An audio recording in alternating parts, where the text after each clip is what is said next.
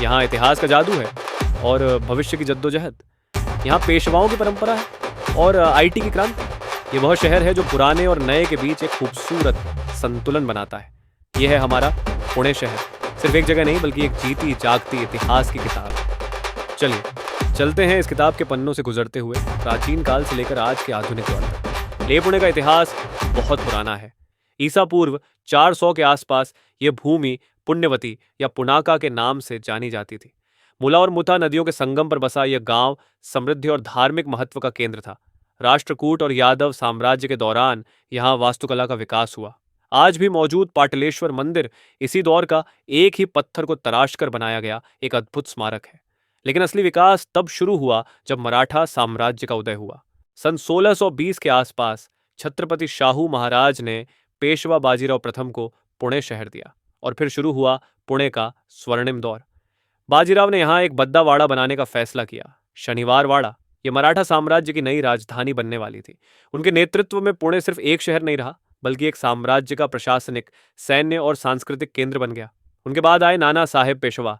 उनके कार्यकाल में पुणे ने अभूतपूर्व प्रगति की। शनिवार वाड़ा का निर्माण पूरा हुआ, परकोटे बनाए गए और शहर की रूपरेखा तैयार की गई। नगर परिषद की शुरुआत हुई। पाटनी प्रणाली से पानी की आपूर्ति शुरू हुई। सांस्कृतिक रूप से पुणे कलाओं से फला फूला।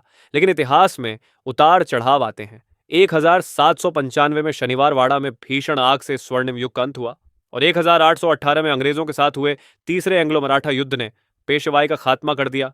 अंग्रेजों ने पुणे पर कब्जा किया और इसका नाम पूना रख दिया।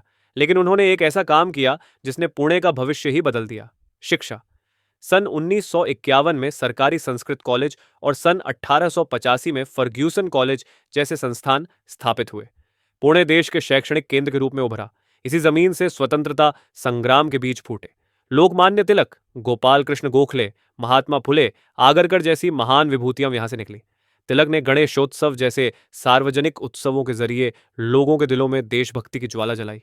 पुणे सिर्फ एक शहर नहीं रहा बल्कि आजादी की लड़ाई का एक अहम केंद्र बन गया। आजादी के बाद पुणे ने अपनी शैक्षणिक विरासत को आगे बढ़ाया। कई इंजीनियरिंग, मेडिकल और प्रबंधन महाविद्यालय स्थापित हुए, जिससे Pune Oxford of the east के नाम से मशहूर हुआ।